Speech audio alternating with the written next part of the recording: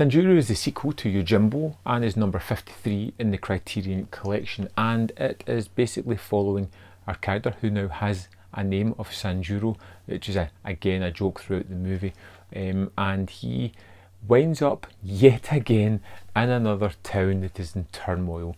At the start of this movie we see 12 men who are discussing the corruption that's going on within their kind of district and what they have done to commute it. They've went and spoke to the main guy who seemed kind of dismissive. They've went to the kind of law who seems rather a little bit more interested and has told these men to gather together, sort all their things, and he will take care of it all.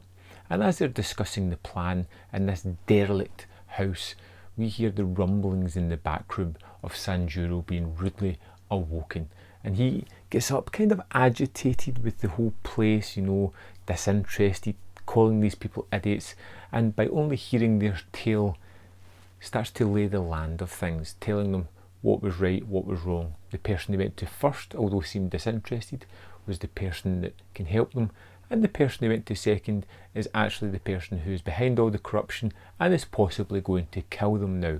And it puts into a chain of events over a day or so where Sanjuro has to take these people who don't really seem to know what they're doing, constantly point them in the right direction and try and save the day. Now, this following up Yojimbo is a hard move. It's a hard thing to follow because it's such a movie that has a stamp on world cinema, has been a fantastic movie. But for me, Sanjuro was even better than Yojimbo. It gave me more of this character who was just wonderful. I love to see him just almost disinterested in everything that's going on while being the most capable of dealing with almost every scenario. His interactions with all these people who misread every situation they're in was simply hilarious, and the way he degrades people as well, just by telling them they're idiots for just not opening their eyes and seeing things for what they were, whether it be a woman or whether it be one of the lowest sort of people that they're fighting or whether it be the enemy. There is all these fantastic verbal play within the movie that just had me kind of giggling at the way it was set up. The story is riveting and kind of moves along really quickly, and you have these two factions that are both very capable and very deadly. There is a fantastic scene rivaling anything in Yojimbo where we get to see Sanjuro forcibly have to kill a lot of people. He doesn't really want to, you know, he's growing tired of the killing and only sees it as unnecessary because these people are genuinely in the wrong, and he has to take out a good 20 or so people, and he does it with such brutal efficiency that it's just awe-inspiring watching it. The bad guy is maniacal and just kind of in your face, and you know where it's going. We're going to get this showdown at the end of it. We get all these wonderful setups, like the idea of the good people and the bad people holed up next to each other, literally in one house and the next house, not really realising that they're both as close as they are, and the garden that they share as they kind of talk about the flowers that are there, and you get some beautiful kind of landscape shots of this. You get idea of Sanjuro just breezing through this world. He can go to one camp and spin his lies. He tries to help the younger camp because they're just not grabbing a hold of the obvious and constantly getting themselves in danger, which he's trying to have to save them again, and getting really annoyed at the fashion.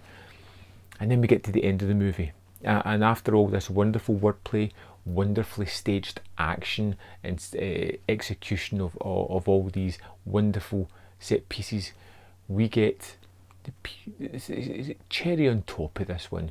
We get our fight between the bad guy and Sanjuro, and it is utterly exquisite. One that I, in the off chance that you haven't seen it, I am not going to spoil here because I thought it was so fitting and fantastic. And what really kind of bugs me, and there is one small down point about Sanjuro, and that is that I never got another one. I love this character. This character kind of epitomises what I will think of when I think of a Ronin, a samurai, because he's just such a delicious character.